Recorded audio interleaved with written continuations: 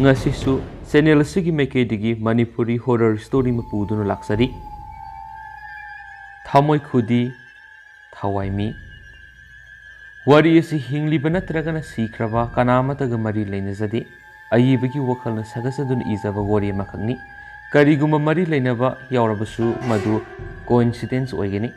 wari asidi yauriba lol amadi makhal makha kya asi fiction ngaktene haizari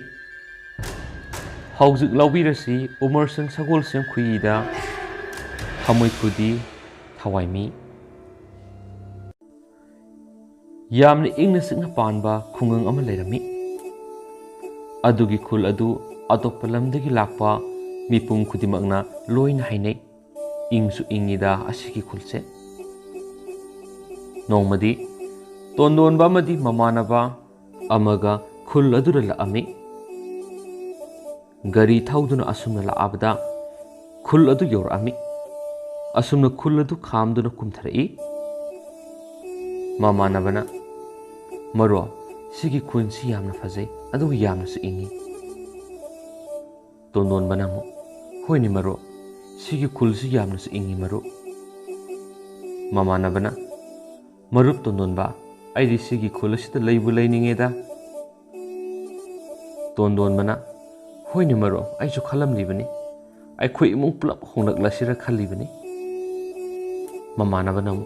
Sigi khundagi nupi masuk matau fajabi amaga koiradi nungai khranida tondon mana nang nang bawasima anido wari sananingi tanja duda kadum dogino khangdi masak matau yamna fajabi yengbada migi pukning hobi makhoi anina leidiba adum laklami mamana baduna yenguni maro ada nupi malaise masak su yamna fajaine maro tondon bana hoini maro yengbada yamna su sangkholini mamana baduna wow fajakre da nupi sidi tondon bana maro masigi nupi si agi amakta yana ba haina bi maro mamana baduna kaino nupa se nupi masa amubada nauna basanta lakpa malida tondon ba haisu haibani maro aigi amukta hainabiyu banangna mamana badunamu hoise nangi marup ai leirisidi ai leiringaida nangi apamadi pirani nangi thamoi ningai do amukta di phathau thamoi do ningai yam somaliko tondon mana ado nangi thokto tauruni kunupa mamana baduna tauroida maro ai bu yamna thokto bomi oina urabo nangna lanjata baibo tondon baduna hoise amuk hendokini maru Anidu wari sanaringai tanja aduda nupidu yokshilakami anidugi manakta hek yorakpaga mamana baduna isan kainomta hangene wahai asi oina hairai nupi eduda nupidu onthoraklami aduga tondonbagi ingna fajaraba saktam uba kanamata lemna thararoi haibagi matagum singlemliba saktam adu ubada nupi makhaidi ngaunaribani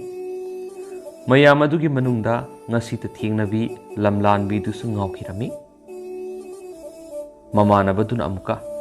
kainomda hangjagena laizarembi ithakta kana kari hangbigadaba mamana baduna noi swaida impaldagi sida sekolga tawba tombadu khangbro laizalemina hoi khange mama tombado mabuksu yamna phabani madi mamana baduna phabane pabung tombado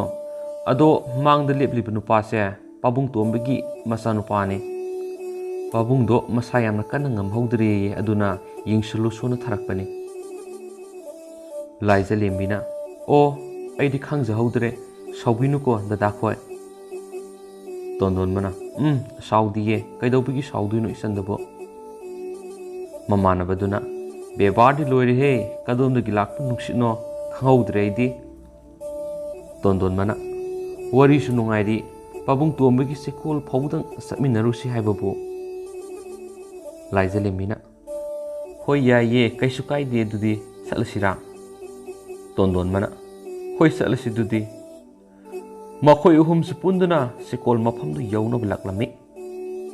Makhoi ahumsu wari kaya amasu sanarami. Asum lakpana sekolsu yoraklami. Aduga laizalembina. Adudi sekonsu yorabanina nasansu yonaba tawrage. Tondon manamu.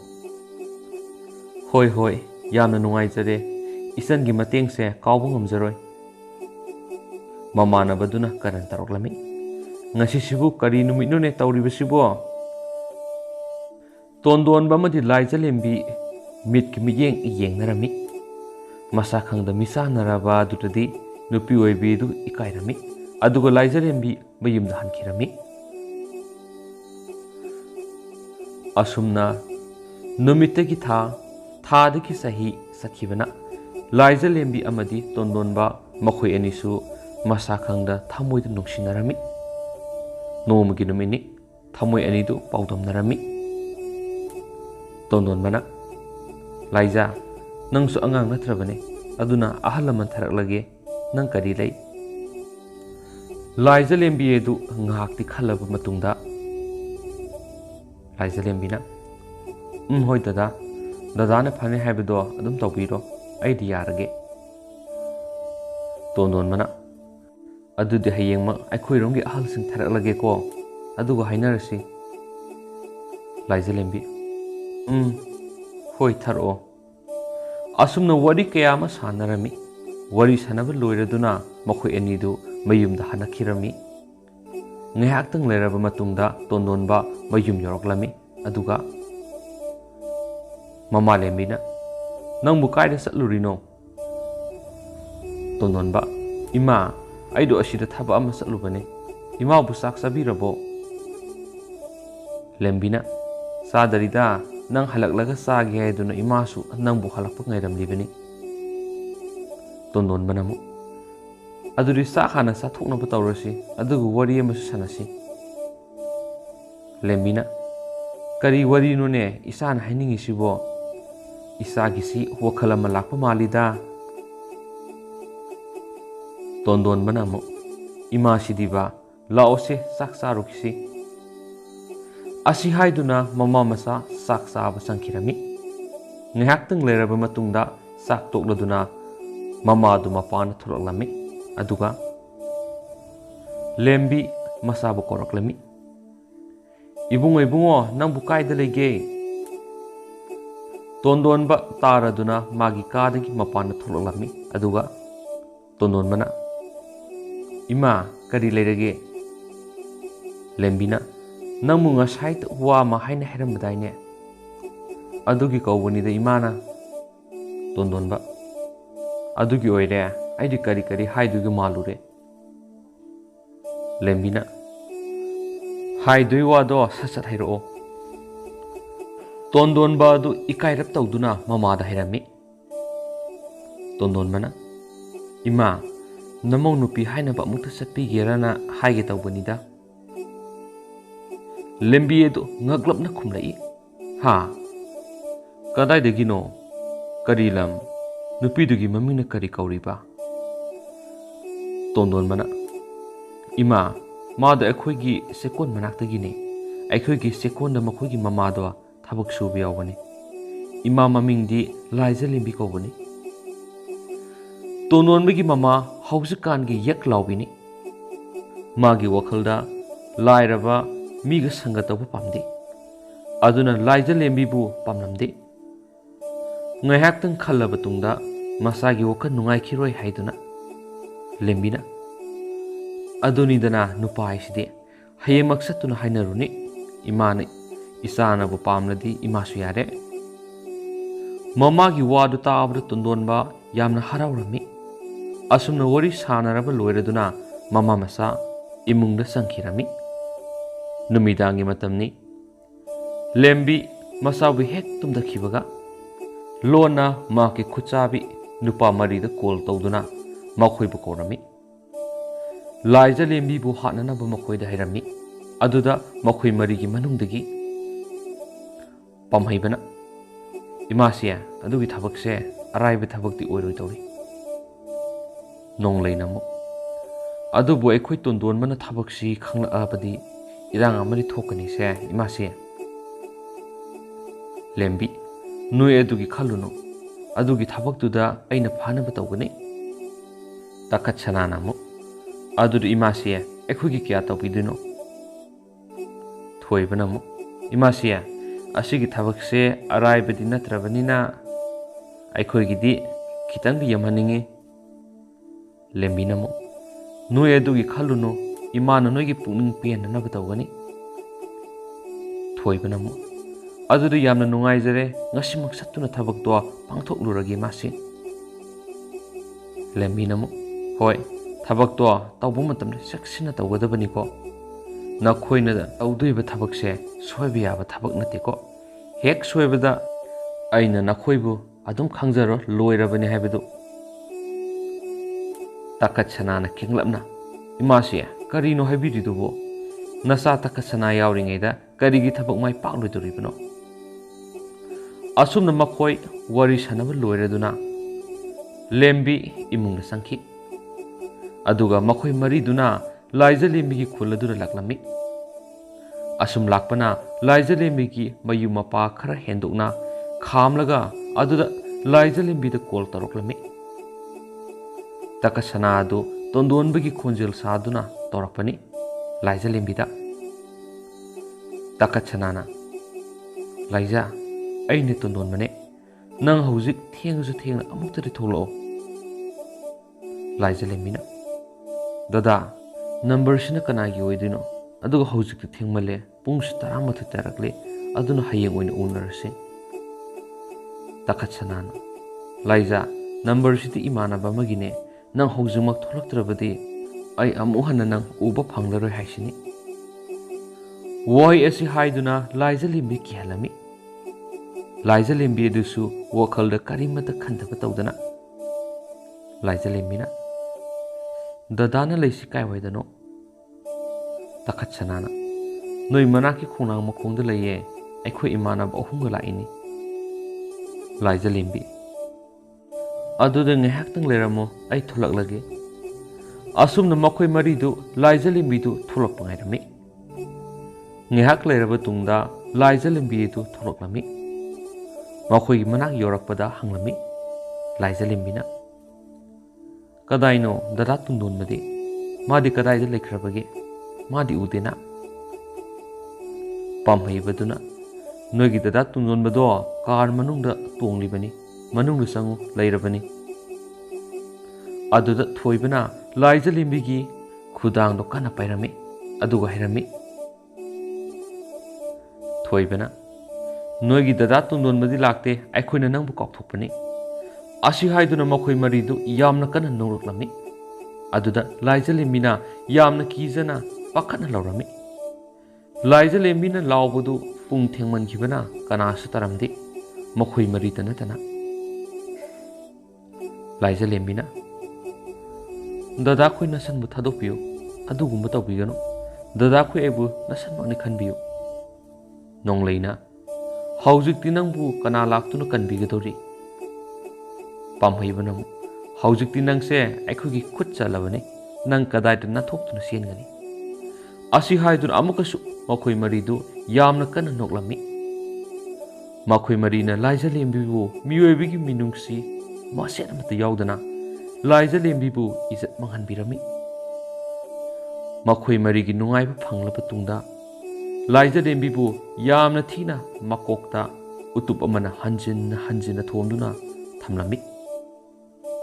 ꯂꯥꯏꯖꯂꯦꯝꯕꯤ ꯑꯗꯨ ꯁꯤꯔꯝꯗꯥꯏ ꯈꯝ ꯈꯝ ꯆꯤꯡꯗꯨꯅ ꯂꯩꯃꯥꯏꯗ ꯑꯋꯥ ꯆꯩꯅꯥ ꯈꯥꯡꯗꯨꯅ ꯂꯩꯔꯤ ꯅꯨꯄꯤ ꯑꯃꯒꯤ ꯑꯋꯥꯕ ꯈꯣꯟꯖꯦꯜꯗ ꯅꯈꯣꯏꯅ ꯑꯩꯒꯤ ꯄꯨꯟꯁꯤꯕꯨ ꯃꯥꯡꯍꯜꯂꯕꯁꯨ ꯑꯩꯒꯤ ꯍꯛꯆꯥꯡꯕꯨ ꯂꯩꯔꯣꯜ ꯆꯟꯈ꯭ꯔꯕꯁꯨ ꯑꯩꯒꯤ ꯊꯋꯥꯏ ꯑꯁꯤꯅ ꯅꯈꯣꯏ ꯍꯤꯡꯅꯗꯤ ꯊꯝꯂꯣꯏ ꯅꯣꯡꯂꯩꯅ ꯀꯔꯤꯁꯨ ꯂꯩꯇ꯭ꯔꯕꯤ ꯅꯪꯅ ꯀꯔꯤꯒꯤ ꯊꯥꯖ ꯃꯍꯥꯛꯄꯨ ꯂꯥꯟꯂꯨꯔꯤ ꯑꯗꯨꯒꯤ ꯆꯩꯊꯦꯡꯅꯤ ꯑꯗꯨ ꯅꯪꯅ ꯅꯪꯒꯤ ꯊꯃꯣꯏꯅꯨꯡꯗ ꯅꯨꯡꯁꯤꯖꯔꯤꯕ ꯃꯍꯥꯛꯀꯤ ꯃꯃꯥ ꯑꯗꯨ ꯀꯅꯥꯅꯣ ꯍꯥꯏꯕꯁꯨ ꯈꯪꯗ꯭ꯔꯤꯕꯤ ꯅꯪꯅ ꯃꯥꯕꯨ ꯅꯨꯡꯁꯤꯔꯨꯕꯩꯅꯤ ꯉꯁꯤ ꯅꯪꯅ ꯆꯩꯊꯦꯡ ꯑꯁꯤ ꯐꯪꯂꯤꯕ ꯃꯍꯥꯛꯀꯤ ꯃꯃꯥꯅ ꯅꯪꯁꯦ ꯍꯥꯠꯂꯣ ꯍꯥꯏꯗꯨꯅ ꯑꯩꯈꯣꯏꯗ ꯌꯦꯊꯪ ꯄꯤꯔꯛꯄꯅꯤ ꯈꯪꯉꯕ ꯂꯥꯏꯖꯂꯦꯝꯕꯤꯅ ꯑꯋꯥꯕ ꯈꯣꯟꯖꯦꯜꯒ ꯂꯣꯏꯅꯅ ꯍꯥꯠꯀꯅꯤꯌꯦ ꯑꯩꯅ ꯅꯈꯣꯏꯕꯨ ꯂꯦꯝꯅ ꯁꯨꯛꯊꯥ ꯊꯥꯔꯣꯏꯌꯦ ꯃꯤꯠꯂꯨꯗꯩ ꯄꯤꯔꯥꯡꯒ ꯂꯣꯏꯅꯅ ꯂꯥꯏꯖꯂꯦꯝꯕꯤꯗꯨ ꯄꯤꯔꯥꯡ ꯁꯤꯟꯊꯅ ꯂꯥꯏꯖꯂꯦꯝꯕꯤꯗꯨ ꯃꯍꯥꯛꯀꯤ ꯑꯔꯣꯏꯕ ꯁꯣꯔ ꯍꯣꯟꯈꯤ ꯑꯁꯨꯝꯅ ꯂꯥꯏꯖꯂꯦꯝꯕꯤ ꯁꯤꯔꯦ ꯍꯥꯏꯗꯨꯅ ꯃꯈꯣꯏꯅ ꯃꯐꯝ ꯑꯗꯨꯗ ꯀꯣꯝ ꯇꯧꯗꯨꯅ ꯐꯨꯝꯖꯤꯜꯂꯝꯃꯤ ꯃꯊꯪꯒꯤ ꯅꯨꯃꯤꯠꯅꯤ ꯂꯥꯏꯖꯂꯦꯝꯕꯤꯒꯤ ꯃꯃꯥꯅ ꯃꯆꯥ ꯂꯩꯔꯗꯕꯗꯨꯗ ꯈꯨꯜ ꯃꯌꯥꯝꯗ ꯍꯥꯏꯗꯨꯅ ꯈꯨꯟ ꯃꯌꯥꯝ ꯆꯪꯗꯨꯅ ꯊꯤꯈꯤ ꯑꯗꯨꯕꯨ ꯐꯪꯈꯤꯔꯝꯗꯦ ꯂꯦꯝꯕꯤ ꯄꯥꯈꯠꯅ ꯀꯧꯔꯝꯃꯤ ꯏꯕꯨꯡꯉꯣ ꯅꯪꯕꯨ ꯀꯥꯏꯗ ꯂꯩꯒꯦ ꯅꯪꯕꯨ ꯑꯃꯨꯛꯇ ꯊꯣꯛꯂꯛꯑꯣ ꯇꯣꯟꯗꯣꯟꯕ ꯑꯁꯨ ꯇꯥꯔꯗꯨꯅ ꯃꯃꯥꯒꯤ ꯐꯤꯕꯝ ꯑꯗꯨ ꯎꯕꯗ ꯇꯣꯟꯗꯣꯟꯕ ꯄꯥꯈꯠꯅ ꯍꯥꯏꯔꯛꯑꯝꯃꯤ ꯏꯃꯥ ꯀꯩꯗꯧꯔꯕꯒꯦ ꯃꯇꯥꯠ ꯍꯩꯕꯤ ꯃꯃꯥ ꯂꯦꯝꯕꯤ ꯃꯆꯥꯒꯤ ꯄꯨꯛꯅꯤꯡꯕꯨ ꯖꯣꯏ ꯇꯧꯅꯅꯕ ꯃꯇꯥ ꯇꯧꯔꯛꯂꯦ ꯂꯦꯝꯕꯤꯅ ꯏꯕꯦꯝꯃ ꯂꯥꯏꯖꯂꯦꯝꯕꯤꯗꯣ ꯂꯩꯇ꯭ꯔꯦ ꯍꯥꯏꯅꯦ ꯑꯩꯈꯣꯏ ꯆꯦꯛꯀꯣꯟꯒꯤ ꯇꯥꯗ ꯃꯪꯂꯦꯝꯅ ꯍꯥꯏꯔꯛꯄꯅꯤ ꯏꯕꯨꯡꯉꯣ ꯀꯔꯤ ꯃꯇꯧꯅ ꯇꯧꯔꯤꯕꯁꯤꯕꯣ ꯏꯃꯧ ꯍꯥꯏꯅꯕ ꯆꯠꯀꯦ ꯇꯧꯕꯁꯤ ꯑꯣꯟꯅ ꯇꯩꯅꯕꯒꯤ ꯄꯥꯎ ꯑꯣꯏꯅ ꯇꯥꯔꯗꯤ ꯇꯣꯟꯗꯣꯟꯕ ꯋꯥꯗꯨ ꯇꯥꯕꯗ ꯃꯥꯒꯤ ꯃꯀꯣꯛꯇ ꯚꯔꯖ ꯀꯌꯥꯅ ꯌꯥꯟꯊꯔꯛꯄꯒꯨꯝ ꯊꯣꯛꯈ꯭ꯔꯦ ꯑꯃꯝꯕ ꯋꯥꯈꯜꯒꯤ ꯁꯪꯁꯥꯔꯗ ꯆꯠꯈ꯭ꯔꯦ ꯑꯗꯨꯕꯨ ꯄꯟꯊꯗꯤ ꯌꯥꯝꯅ ꯊꯨꯅ ꯇꯣꯟꯗꯣꯟꯕ ꯃꯥꯒꯤ ꯀꯥꯔꯗ ꯆꯪꯗꯨꯅ ꯀꯥꯔ ꯑꯗꯨꯒꯤ ꯁꯨ ꯑꯗꯨ ꯂꯧꯊꯣꯛꯇꯨꯅ ꯂꯥꯏꯖꯂꯦꯝꯕꯤ ꯍꯣꯏꯗ ꯆꯠꯈꯤꯔꯝꯃꯤ ꯂꯥꯏꯖꯂꯦꯝꯕꯤꯒꯤ ꯌꯨꯝ ꯌꯧꯕꯗ ꯐꯤꯉꯧ ꯁꯦꯠꯄꯤ ꯃꯌꯥꯝ ꯂꯩꯔꯝꯕꯗꯨ ꯎꯕꯗ ꯇꯣꯟꯗꯣꯟꯕ ꯋꯥꯈꯜ ꯌꯥꯝꯅ ꯁꯣꯛꯂꯝꯃꯤ ꯌꯥꯝꯅꯁꯨ ꯅꯨꯡꯉꯥꯏꯔꯝꯗꯦ ꯇꯣꯟꯗꯣꯟꯕ ꯀꯞꯂꯤ ꯀꯞꯂꯤ ꯇꯧꯕ ꯈꯣꯟꯖꯦꯜꯗ ꯗꯗꯥꯒꯤ ꯂꯥꯏꯖꯔꯦꯝꯕꯤ ꯅꯪ ꯑꯩꯕꯨ ꯊꯥꯗꯣꯛꯇꯨꯅ ꯆꯠꯂꯕ꯭ꯔꯣ ꯑꯩꯉꯣꯟꯗ ꯀꯔꯤ ꯄꯦꯟꯗꯕ ꯂꯩꯕꯒꯦ ꯅꯪꯅ ꯑꯩꯒꯤ ꯊꯃꯣꯏꯁꯦ ꯈꯨꯗꯤ ꯊꯤꯍꯜꯂꯤꯕ ꯅꯪꯅꯕꯨ ꯌꯥꯝꯅ ꯐꯠꯇꯦ ꯅꯪꯅꯕꯨ ꯌꯥꯝꯅ ꯐꯠꯇꯦ ꯍꯥꯏꯁꯤꯅꯤ ꯇꯣꯟꯗꯣꯟꯕ ꯑꯗꯨ ꯃꯊꯋꯥꯏ ꯌꯥꯝꯅ ꯁꯣꯛꯂꯝꯃꯤ ꯀꯞꯄꯁꯨ ꯌꯥꯝꯅ ꯀꯞꯂꯝꯃꯤ ꯑꯗꯨꯕꯨ ꯎꯕꯗ ꯂꯩꯀꯥꯏꯗꯨꯒꯤ ꯑꯍꯜ ꯑꯃ ꯆꯪꯂꯛꯇꯨꯅ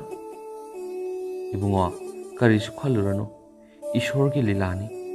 ꯆꯠꯈ꯭ꯔꯕ ꯃꯥꯗꯤ ꯃꯥꯒꯤ ꯑꯋꯥꯕ ꯂꯣꯏꯔꯗꯨꯅ ꯆꯠꯈ꯭ꯔꯕꯅꯤ ꯂꯩꯍꯧꯔꯤꯕ ꯑꯩꯈꯣꯏꯒꯤ ꯃꯨꯛ ꯈꯟꯗꯕ ꯌꯥꯗꯦ ꯇꯣꯟꯗꯣꯟꯕꯅ ꯃꯥꯃꯥ ꯃꯥꯒꯤꯁꯨ ꯃꯇꯧ ꯀꯔꯝꯅꯅꯣ ꯑꯍꯟ ꯑꯗꯨꯅ ꯉꯁꯤ ꯑꯌꯨꯛ ꯌꯨꯝꯗ ꯂꯩꯔꯝꯗ꯭ꯔꯦ ꯍꯥꯏꯗꯨꯅ ꯀꯣꯏꯊꯤ ꯊꯤꯅꯕꯗ ꯈꯣꯡꯅꯥꯡ ꯑꯃꯒꯤ ꯃꯈꯣꯡꯗ ꯑꯁꯤꯕ ꯍꯛꯆꯥꯡ ꯑꯁꯦ ꯐꯨꯝꯗꯨꯅ ꯊꯝꯂꯝꯕꯅꯤ ꯃꯥꯒꯤ ꯊꯋꯥꯏ ꯑꯣꯏꯔꯤꯕ ꯃꯍꯥꯛꯅ ꯃꯇꯧ ꯀꯔꯝꯅ ꯁꯤꯔꯝꯃꯤ ꯍꯥꯏꯕ ꯄꯥꯎꯁꯤ ꯇꯥꯕꯗ ꯍꯦꯟꯅ ꯊꯃꯣꯏ ꯀꯥꯏꯈ꯭ꯔꯦ ꯋꯥ ꯉꯥꯡꯗ ꯑꯗꯨꯃꯛ ꯂꯩꯈ꯭ꯔꯦ ꯂꯥꯏꯖꯂꯦꯝꯕꯤꯒꯤ ꯁꯪꯁꯀꯥꯔꯗꯨ ꯌꯥꯎꯕ ꯂꯣꯏꯔꯗꯨꯅ ꯃꯌꯨꯝꯗ ꯍꯜꯂꯛꯑꯝꯃꯤ ꯂꯥꯏꯖꯂꯦꯝꯕꯤ ꯁꯤꯈ꯭ꯔꯕ ꯃꯇꯨꯡ ꯊꯥ 3ꯃꯨꯛ ꯂꯩꯔꯕ ꯃꯇꯨꯡꯅꯤ ꯂꯥꯏꯖꯂꯦꯝꯕꯤ ꯍꯣꯏꯒꯤ ꯈꯨꯡꯒꯪꯗꯨ ꯏꯪꯅ ꯆꯤꯛꯅ ꯂꯩꯖꯔꯝꯕꯗꯨ ꯂꯥꯏꯖꯂꯦꯝꯕꯤꯒꯤ ꯊꯋꯥꯏ ꯑꯗꯨꯅ ꯈꯨꯟ ꯑꯗꯨꯕꯨ ꯀꯤꯌꯦꯜ ꯈꯪꯍꯟꯕ ꯇꯞꯅ ꯇꯞꯅ ꯍꯧꯔꯛꯂꯝꯃꯤ ꯑꯗꯨꯕꯨ ꯈꯨꯟ ꯑꯗꯣ ꯃꯊꯤ ꯌꯥꯝꯅ ꯀꯟꯅ ꯐꯣꯡꯗꯕꯅꯤꯅ ꯂꯩꯀꯥꯏ ꯑꯗꯨꯒꯤ ꯃꯤꯁꯤꯡꯗꯨ ꯈꯪꯂꯝꯗꯦ ꯅꯣꯡꯃꯗꯤ ꯑꯍꯟ ꯑꯃ ꯂꯥꯏꯖꯂꯦꯝꯕꯤ ꯐꯨꯝꯈꯤꯕ ꯈꯣꯡꯅꯥꯡ ꯃꯈꯣꯡ ꯑꯗꯨ ꯌꯧꯔꯛꯂꯝꯃꯤ ꯑꯗꯨꯗ ꯑꯍꯟ ꯑꯗꯨꯅ ꯑꯁꯨꯝ ꯂꯥꯛꯄꯅ ꯈꯣꯡꯅꯥꯡ ꯃꯈꯣꯡ ꯌꯧꯔꯛꯄꯗ ꯃꯁꯥ ꯈꯪꯗ ꯇꯨ ꯆꯨꯡꯈꯤꯕ ꯈꯪꯍꯧꯔꯝꯗ꯭ꯔꯦ ꯀꯔꯤ ꯋꯥꯈꯜꯕꯨ ꯂꯥꯛꯄꯅꯅꯣ ꯈꯪꯗꯦ ꯑꯍꯟ ꯑꯗꯨ ꯈꯣꯡꯅꯥꯡ ꯑꯗꯨꯒꯤ ꯃꯊꯛꯇ ꯌꯦꯡꯈꯠꯂꯨꯏ ꯑꯉꯛꯄꯅꯤ ꯇꯧꯔꯝꯂꯤꯕ ꯃꯇꯧ ꯑꯗꯨ ꯅꯨꯄꯤ ꯑꯃꯒꯤ ꯁꯕꯥꯜ ꯃꯥꯟꯕ ꯑꯃꯅ ꯐꯝꯕꯒꯨꯝ ꯃꯁꯦꯜ ꯃꯔꯥꯡ ꯑꯣꯏꯅ ꯎꯔꯝꯃꯤ ꯑꯍꯟ ꯑꯗꯨ ꯄꯥꯈꯠꯄꯅꯁꯨ ꯂꯣꯏꯔꯝꯃꯤ ꯑꯍꯟ ꯑꯗꯨ ꯑꯁꯨꯝꯅ ꯃꯐꯝ ꯑꯗꯨꯗ ꯄꯟꯊꯗꯅ ꯆꯠꯂꯝꯃꯤ ꯈꯣꯡꯅꯥꯡ ꯃꯈꯣꯡ ꯑꯗꯨꯗꯩ ꯈꯔ ꯍꯦꯟꯇꯣꯛꯑꯒ ꯑꯍꯟ ꯑꯗꯨꯒꯤ ꯇꯨꯡꯗ ꯃꯤ ꯑꯃ ꯆꯠꯈꯤꯕꯒꯤ ꯁꯍꯨꯝ ꯐꯪꯂꯝꯃꯤ ꯑꯍꯟ ꯑꯗꯨꯅ ꯇꯨꯡ ꯍꯟꯗꯨꯅ ꯌꯦꯡꯂꯨꯕꯗ ꯀꯅꯥꯁꯨ ꯂꯩꯔꯝꯗꯦ ꯇꯨꯡ ꯌꯦꯡꯂꯨꯔꯒ ꯑꯣꯟꯊꯣꯔꯛꯄꯗ ꯃꯃꯥꯡꯗ ꯊꯋꯥꯏ ꯃꯤꯗꯨ ꯂꯦꯞꯇꯨꯅ ꯂꯩꯔꯝꯃꯤ ꯃꯀꯣꯛꯁꯨ ꯌꯧꯔꯝꯗꯦ ꯑꯗꯨꯗ ꯑꯍꯟ ꯑꯗꯨ ꯋꯥꯟꯊꯈꯤꯔꯝꯃꯤ ꯉꯥꯏꯍꯥꯛ ꯂꯩꯔꯒ ꯑꯍꯟ ꯑꯗꯣ ꯍꯧꯒꯠꯂꯛꯂꯝꯃꯤ ꯑꯗꯨꯗ ꯃꯌꯨꯝꯗ ꯂꯥꯛꯂꯝꯃꯤ ꯃꯌꯨꯝ ꯍꯦꯛ ꯌꯧꯕꯒ ꯃꯥꯒꯤ ꯅꯨꯄꯤꯅ ꯑꯁꯨꯛ ꯊꯦꯡꯉꯕꯁꯤꯕꯨ ꯀꯗꯥꯏ ꯆꯠꯄꯤꯔꯨꯔꯤꯕꯅꯣ ꯑꯍꯟ ꯑꯗꯨꯒꯤ ꯈꯣꯟꯖꯦꯜꯗ ꯅꯪ ꯀꯅꯥꯅꯣ ꯑꯩ ꯅꯪ ꯅꯁꯛ ꯈꯪꯗꯦ ꯃꯥꯒꯤ ꯅꯨꯄꯤꯅ ꯀꯔꯤꯅꯣ ꯅꯪꯕꯨ ꯉꯥꯎꯔꯕ꯭ꯔꯣ ꯑꯩꯁꯤ ꯅꯪꯒꯤ ꯂꯣꯏꯅꯕꯤꯅꯦ ꯀꯔꯤꯅꯣ ꯇꯥꯛꯄꯤꯔꯤꯗꯨꯕꯨ ꯑꯍꯟ ꯑꯗꯨꯗꯤ ꯀꯔꯤꯁꯨ ꯈꯪꯂꯝꯗꯦ ꯑꯍꯟ ꯑꯗꯨ ꯃꯥꯒꯤ ꯑꯣꯏꯕ ꯁꯪꯁꯥꯔ ꯑꯃꯗ ꯂꯩꯕꯅꯤꯅ ꯑꯍꯟ ꯑꯗꯨꯅ ꯅꯪ ꯀꯅꯥꯅꯣ ꯑꯩ ꯅꯪ ꯈꯪꯗꯦ ai nangi nakokto saba pami magi nupi edu khara makhai singnarami magi nupa ase laitin go onarabra haina aduna yum thangnaba makhoi bu korami makhoi su laami ahan adugi yumda mama ingona kaidoragi bema adu kan larokli badubo nupi eduna aigi nupa do yum halakpadigi kainoma tawkre ingona ai amukta yengise adudi he bungo namu kaidoragi ne ahan aduna ai mi makok sage wahi edu tabada ingodu ngaklami aduga ingon hairaklami asidi lai unabani ne aduna akhoi khundagi khara satlaga amaiba tulen kauba ma leibani adu kaurso ingo wahi ase hairami makhoi nupa khara satuna amaiba tulen ma kaurbe tulen yoroktuna tawramliba hawdok tu uba tulen ngaklami aduga tolena ingo ising khujaya sengba amata purau aduga taren masamaton ahum longba ahum tanga pairau ingona hoi uja maiba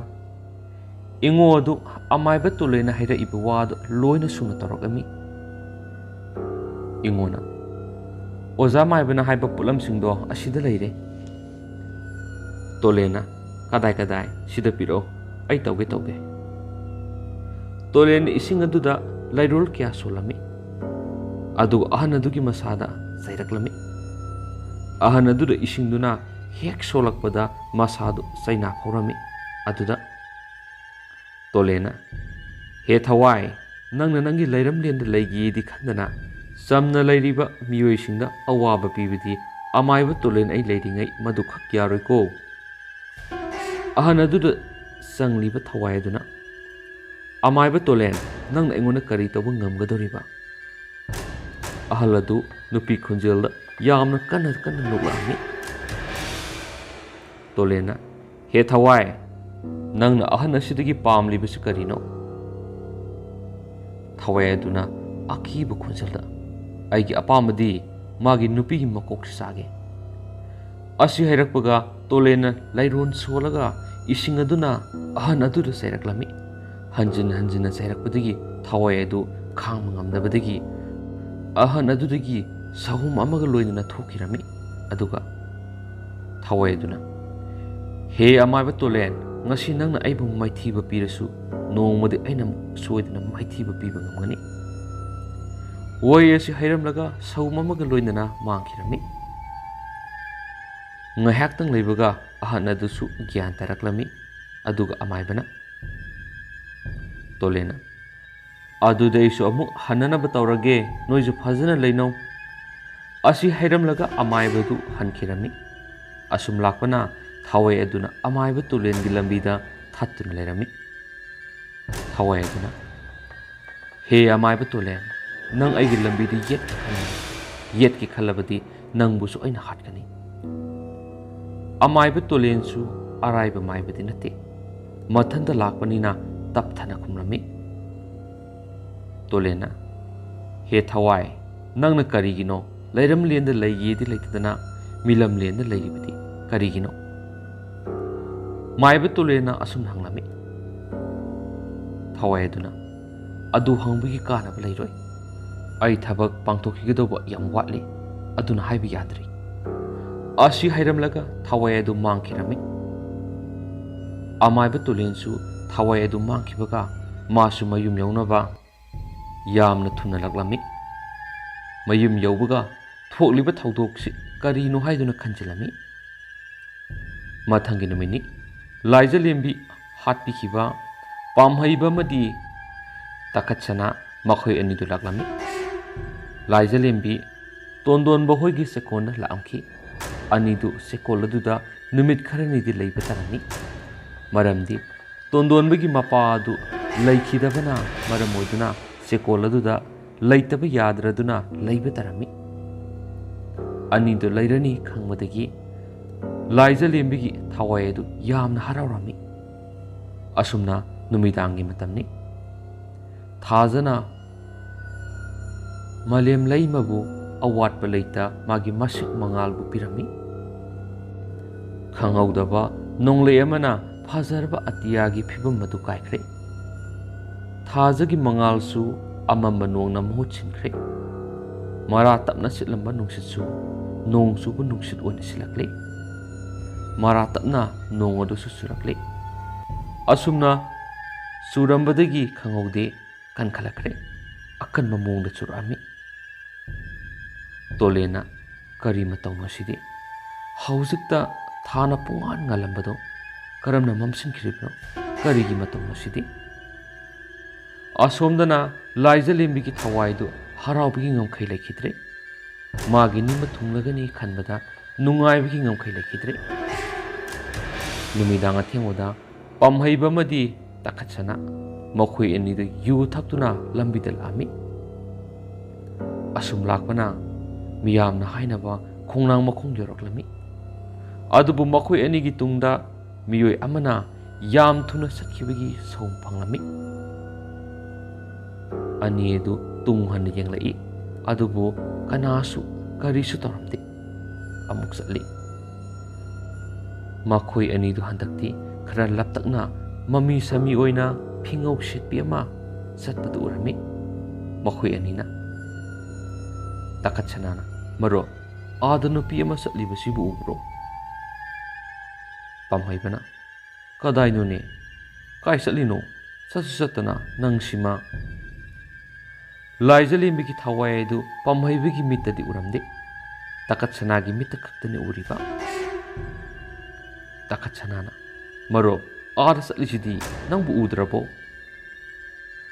ꯑꯁꯨꯝꯅ ꯍꯥꯏꯅꯅ ꯂꯥꯛꯄꯅ ꯅꯨꯄꯤ ꯑꯗꯨꯒꯤ ꯃꯅꯥꯛ ꯌꯧꯔꯛꯂꯝꯃꯤ ꯃꯈꯣꯏ ꯑꯅꯤꯗꯨ꯫ ꯇꯥꯈꯠꯁꯅꯥꯅ "ꯏꯕꯦꯝꯃ, ꯅꯪꯕꯨ ꯀꯥꯏ ꯆꯠꯇꯣꯏꯅꯣ?" ꯊꯋꯥꯏ ꯑꯗꯨꯅ "ꯗꯗꯥꯈꯣꯏ, ꯑꯩꯗꯤ ꯑꯁꯤꯒꯤ ꯊꯪꯅꯕ ꯈꯨꯟꯗ ꯌꯧꯗꯣꯏꯅꯦ." ꯇꯥꯈꯠꯁꯅꯥꯅ "ꯑꯣ, ꯑꯗꯨ ꯑꯣꯏꯗꯤ ꯂꯝꯕꯤ ꯄꯨꯗꯦ, ꯂꯥꯛꯑꯣ ꯂꯥꯛꯑꯣ, ꯑꯗꯨꯗꯤ ꯆꯠꯃꯤꯟꯅꯔꯁꯤ ꯂꯥꯛꯑꯣꯗꯅ." ꯑꯁꯨꯝꯅ ꯋꯥꯔꯤ ꯀꯌꯥ ꯁꯥꯟꯅꯗꯨꯅ ꯂꯥꯛꯄꯗ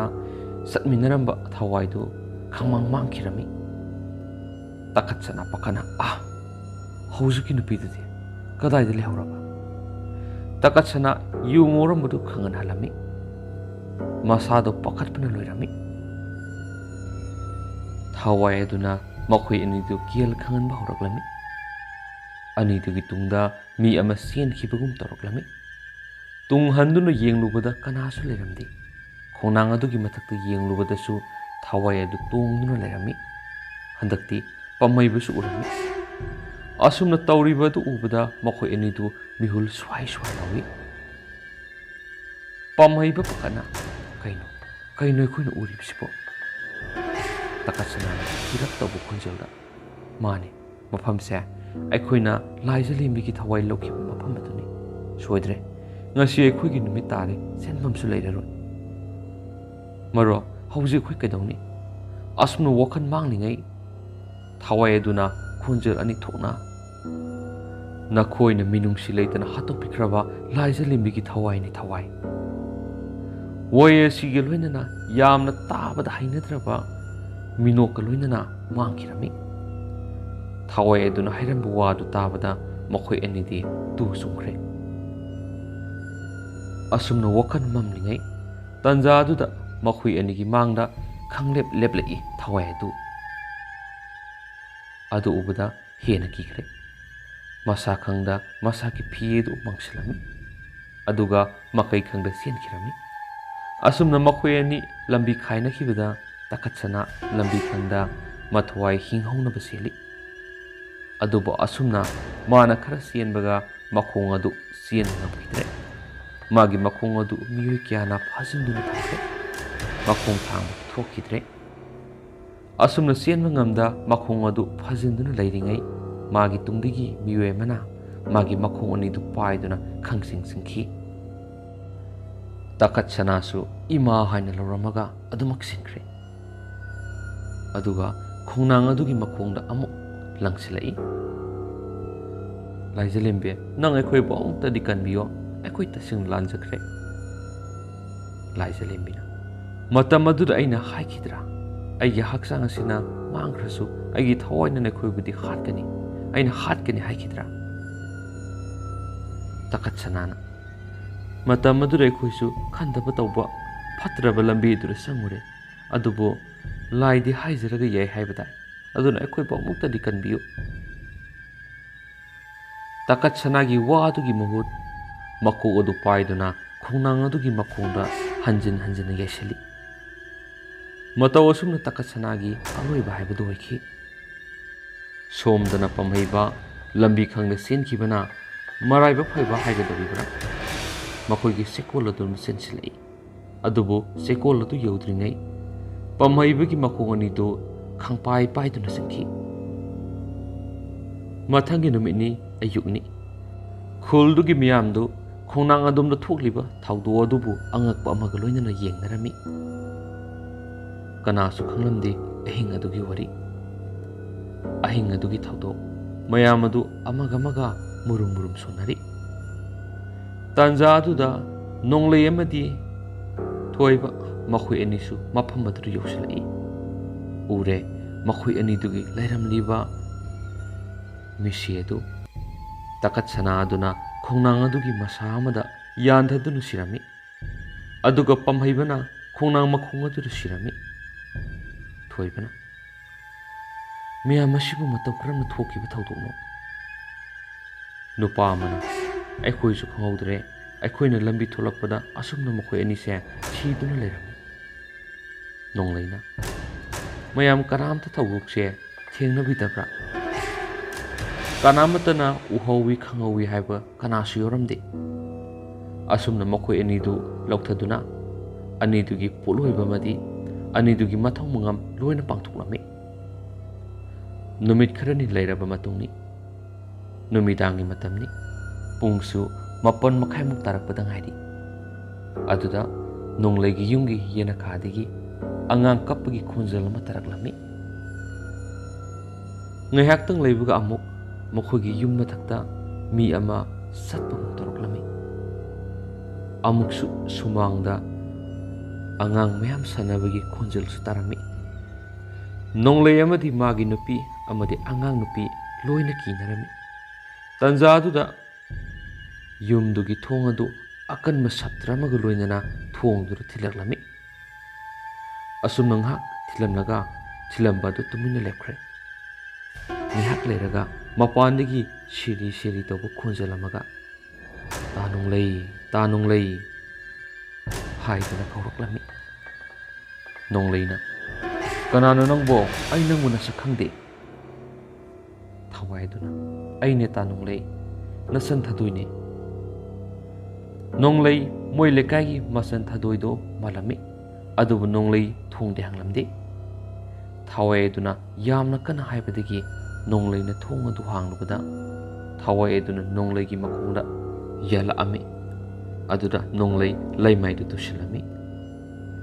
thawai aduna nonglei bu suro lakna singduna pukirami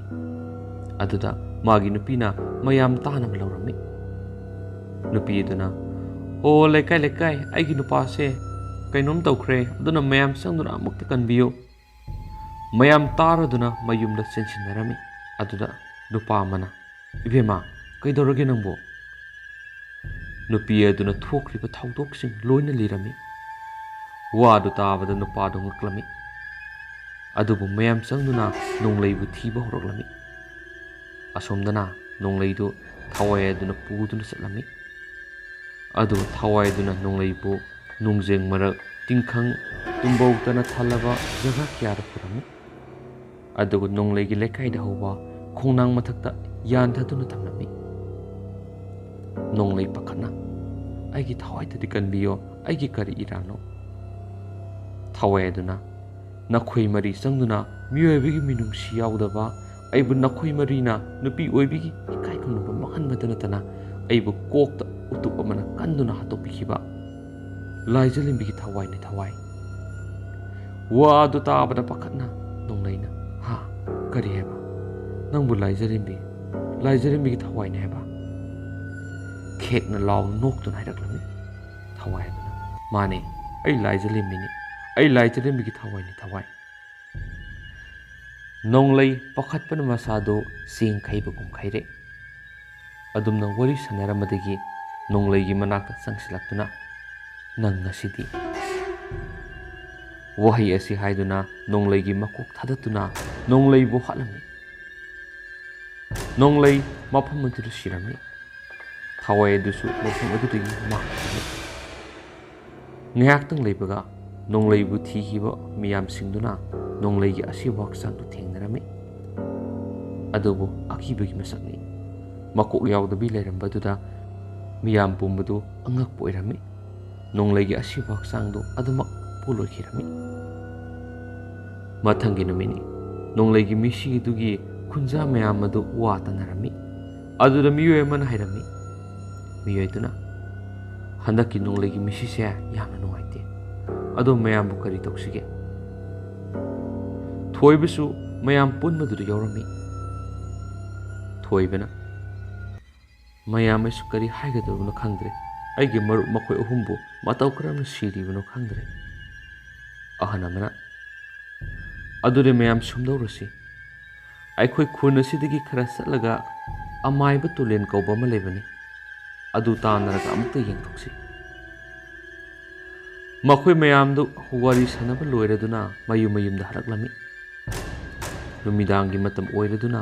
thoiba sakthukladuna phamungda sangkhirami pungsu nipan mapan hairakpa matamni aduda thoibagi yumadugi awang thangba rumda mi ama nahebagi makhol tarami thoiba ngakna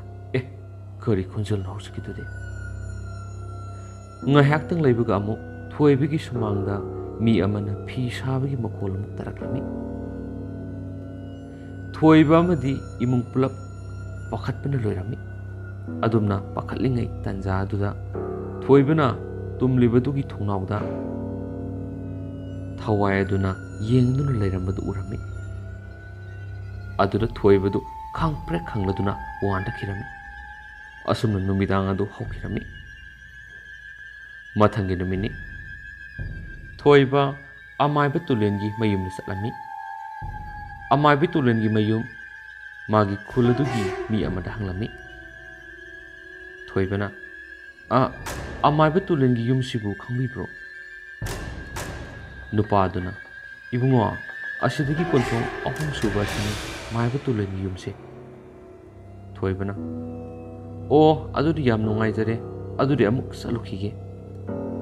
nupaduna hoi saluro ibungo thoiba amaiba tulengi yumda sanglami aduga thoibana oza maiba adu taraduna mapana thologlami amaiba tulena hek thongjil tholakpada nupa adugi nakanda thawai adu leptuna tolena mamit khana yengduna leiramadu ubda tolen ngaklami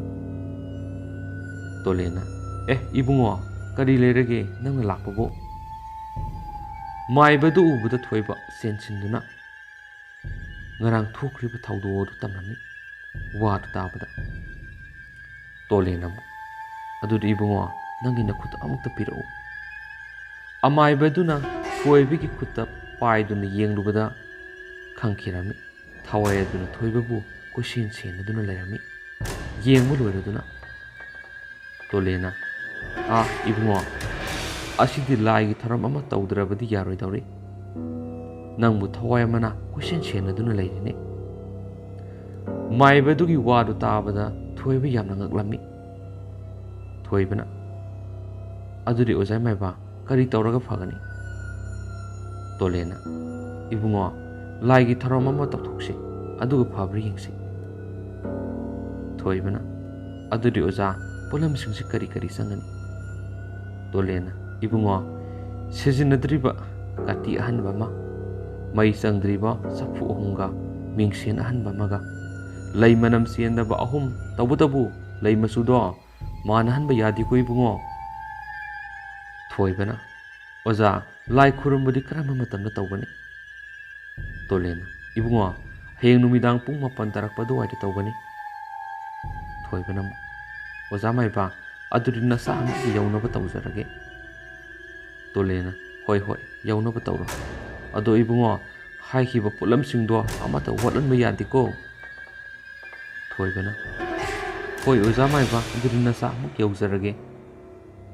Tolena, hoi hoi, yauru yauru adudi. Thoiba adu mayumda halaklami, numidangi matamni. Thoibagi yumda amuk chuk toroklami. Pung sumapon makhaimu tarakpa matamni. Makhoigi sumang matonda angang kapagi khunjal mataraklami. Amuk chuk nupi ama hikna talurami. Yum mathakta angang mayam sanabagi khunjal sutarami. Asuna thoibagi yum ado thawai aduna aki akhang kya toroklami. Mathangi namini. Maiba tolen thoibana hairambagi matungina tolen thoibagi yumda yoroklami. Aduga tolena ibungo thoibo nang butabro nang yoza yoroklene thoiba taraduna mapana thulaktuna thoibana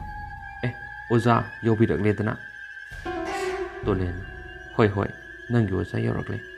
adonoi bu aina ngarang haikiba pulam singdu loina surabo thoibana hoi oza maiba loina lejare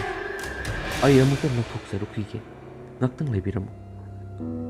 Tolena, hoi hoi. Ashi haiduna thoiba imungna sangduna pulam singdu lakthoklami. Aduga thoibana oza pulam singse surabra amta yengbiyu. Ashi haiduna maibaduda pulam singdu pirami. Aduga tolena sure loina sure. Adudi thau tawbagi matamsu oire. Aduna nakhui ani phi angaubo sesuluro. Aduga aigi tungda phamu. Thoiba madi magi nupi aduga phi hongma loiraduna maibadugi manakta phamlami aduga tolen hairami adudi nakhoi tumina layu lengba yadeko asi haiduna maiba tolenduna thoiba hoigi sumang matonda lai kurumba horoklami ngayaktang lairaba tungda thana pungan ngalambado ngayaktangi manungda mamsilaklami nongsu thili chubu horoklami nong mamisu kaklami nongsisu yamna kana sikalami ngayaktang leibaga amaiba tolena thawai midu korami ngayak leiraba tungda thawai midu paisilaktuna amaiba tolengi mangda phamlami aduga thawai duna hemaiba nangna ibu kauribu karigino tolena he thawai nangna karigino mara leitaba mibu oliba nang maiba tole leiri khangdabra thawai adun noklaga aigi khutta taraba makhoibu nangna kanma ngamkhigidra tolena he thawai nangna ngammagana makhoigi thawai lawjo aina ngamagana makhoigi thawai kangani aduga nangi mathong ngamsu loisingani thawai aduna adudi nangna thoiba kanma ngambra yengo ashi hairamaga thawai adu mafam khangna mangkhirami thawai aduna asumna asum hek mangkhibaga maiba tolensu khudakta purakpa lai yoiba pulam singadu laukhoraktuna jaiga adubu mapung phana bonari lai jalembi ki thawai aduna maiba dugi jaiga adu thugaina bonari adu khangmana maiba dusu sinsadun lerami makhut oidana thoidring ehingba paiduna akoiba duna saithoi mataududa laija lembi thawai adu pakna lakshin ngamlamde thawai aduga punba phatraba thawai kharasu laija lembi ki mating panguragi haibagum maibaduda paisilai madu khangba maibadu samugi mayadu lakthoraktuna magi mang sapsana thami nakalda leiri khawdudagi leirin makuk amasu lakthorai aduna magi mang khara oina thami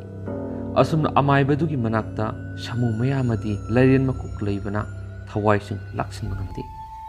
maiba maiki jaigadu loira amdaini takat sanana maruk thoiba aikhoiba amuktadi kanbiyo khunjel adu tabada thoibadu sat yenglui ure masu takat sanagi phibam sadana leirambadu nakalamadana pamhaiba madi nonglei makhoi uhumna shiramdagi awasaina khang leyambadu matawadu khangli maibana thoiba nang adudu yingsilunu mangdu uriba saktamado asingba saktam amata nate asi haibadagi thoibadu mamai sat laithoki ngasai maikei makhoigi saktamda leiramba laija lembidu magi asingba saktamda lami ahobo khonjelda kana laurai khonjel adu khongthang yeina saikirami thoiba adu masa khangda sat yenglui matam aduda angakpa amaga loinana urami mamangi matamda sikre haina leiruraba maki mangsingdu laijalembigi thawaina amamamto oina thangna thinduna halami madu ubuda masa khangda thoiba phuk hawkalaga makhoin leiriba mafam aduda senki maiba aduna tawramba adu saplepi amaibana ibungo thoiba khonjel adu khongthang lekre adubu thawai adudi magi ningba thunglabada haraurami thoibana suna senthorakpada thawaina tanja asi manganba yati haibagumna thoiba adubu nakalamada sinkre magi mit uramba mamanaba singaduma mangi samkre thoibana laurami oza maiba aigi thawai sa amuktari kanbiyu khonjel aduna aroiba khonjel oiki asuk wana thau toramba maibadu magi wazaman aremba tarami mafam singkhiba thoibabu thinabak tawrai maibadu laimaida phamduna thoibadugi laimit thangduna yenglai mafam adur urami maibaduna tolen mathanda sunjai karina tawribasibu